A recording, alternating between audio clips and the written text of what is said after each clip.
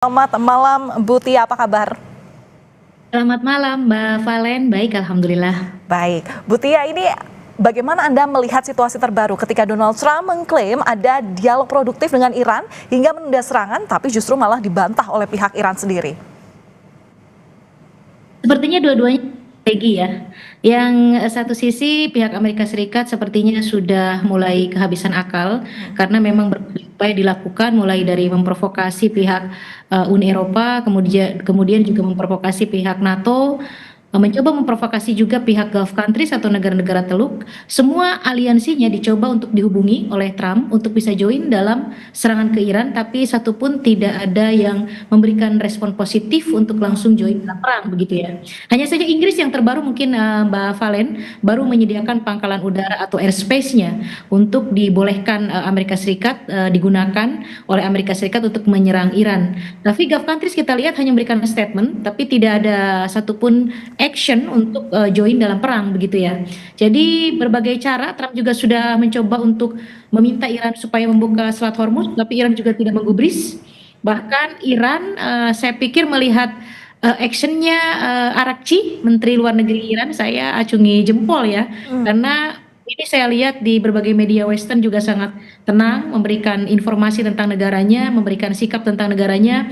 Kemudian juga dia mencoba berdiplomasi dengan negara-negara Eropa bahwa mereka dipastikan boleh melewati Selat Hormuz kecuali Amerika Serikat dan Israel dan orang-orang yang akan membantu kedua negara tersebut.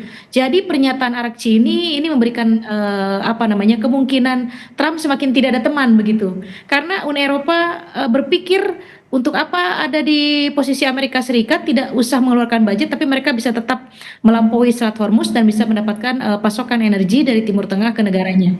Jadi simpel dalam hal ini semuanya bermain, semuanya mementingkan national interest masing-masing.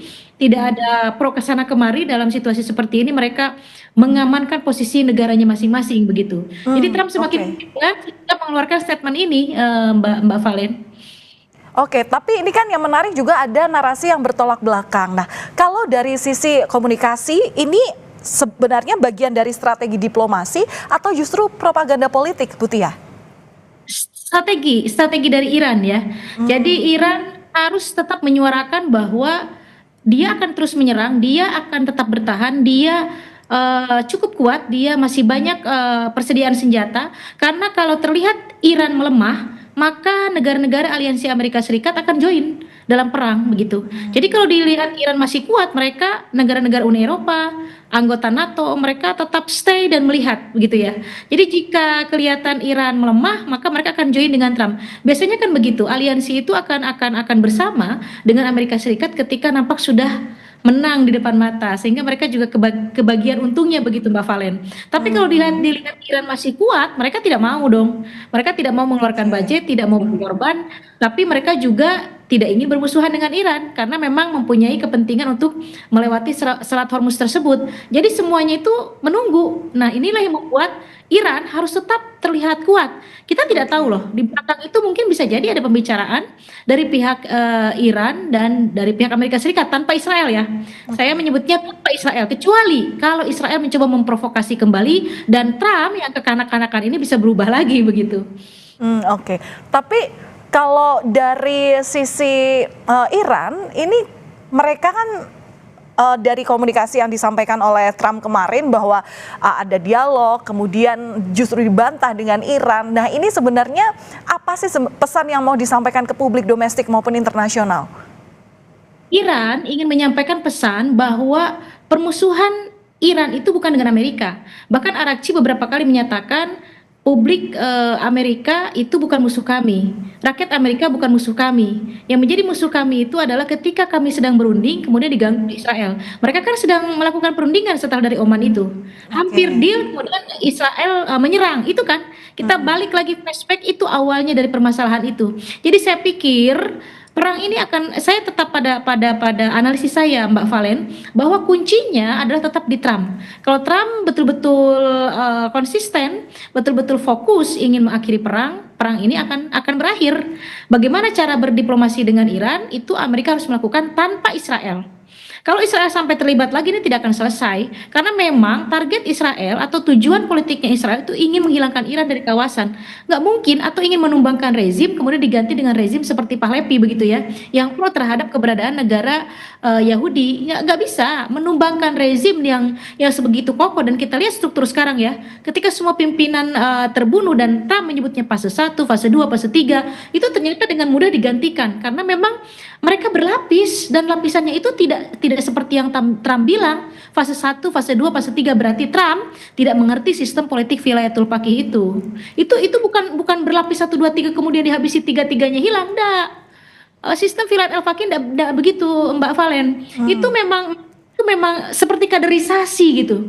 Nggak akan ada habisnya sistem wilayah al-faqih ini. Jadi memang Amerika, saya pikir salah strategi, tidak memahami betul sistem politik di Iran, tidak juga mencari data detail mengenai persediaan senjata Iran dan taktik-taktik yang mereka miliki. Sehingga perang yang diprediksi hanya misalnya 1 kali 24 jam atau 3 hari selesai, ternyata sudah berapa lama ini? Belum selesai juga. Oke, tadi Anda bilang bahwa kalau misalnya Trump atau Amerika Serikat konsisten dan fokus dalam dalam apapun perannya untuk mengakhiri perang ini, tapi apakah ini juga sudah terlihat dari kemarin konferensi persnya Trump dari sisi Amerika Serikat, kepentingan di balik pernyataan Trump yang menyebut adanya dialog dan menunda serangan? Apakah ini juga sudah termasuk tanda-tanda bahwa Amerika Serikat seolah terjepit dan kemudian ini sebagai salah satu penundaan penyerangan? Sudah nampak melemah kok. Melemah bukan artinya Amerika Serikat lemah ya. Karena kalau dari segi instrumen militer itu jelas di dunia ini selain Rusia ya Amerika Serikat begitu. Tidak kita nafikan gitu ya. Melemah di sini memang dukungan dunia internasional tidak ada begitu ya. Publik Amerika Serikat pun sampai hari ini masih bertanya-tanya apa tujuan Amerika memerangi Iran, karena secara nasional interest Amerika tidak ada. Beberapa kali yang kemarin mengundurkan diri itu yang Direktur Counterterrorism menyatakan bahwa Iran tidak berbahaya untuk Amerika Serikat. Kenapa diserang? Bahkan data-data dari FBI kan sudah diberikan kepada Trump. Trump tidak mempercayai, lebih mempercayai data-data dari Israel bahwa Iran berbahaya. Tidak kok. Dan saya pikir malah ya, analisis saya Mbak Valen, Ayatollah Mujtaba juga cukup bisa kok diajak berunding begitu.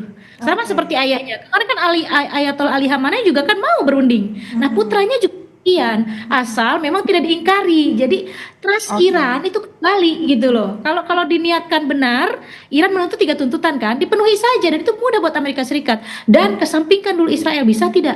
Problemnya itu gitu.